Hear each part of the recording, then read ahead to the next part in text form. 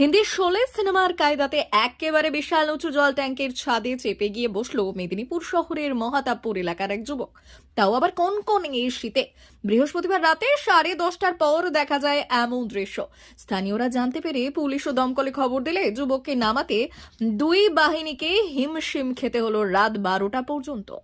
যুবকের কীর্তিকলাপ চলল মহাতাবপুরের রাস্তার পাশে থাকা বিশাল জল ট্যাঙ্কের ওপরে।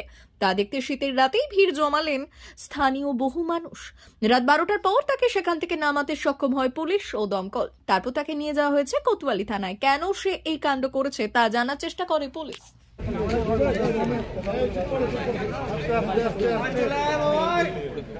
ওই ভাই, ওই নাম নাম তো নাম তো বলছে, এখানে কথা বলবে ভাই।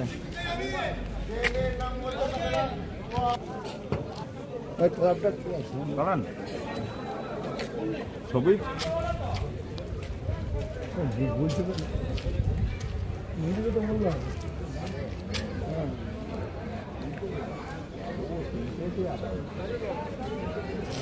ভুলে গেলাম।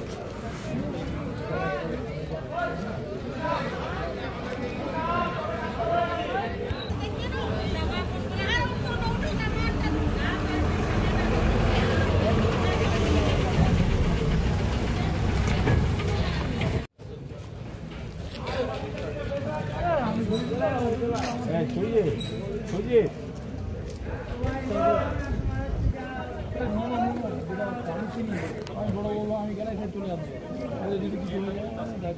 না না একদম লাম মারলেও আমরা তো কি বলছি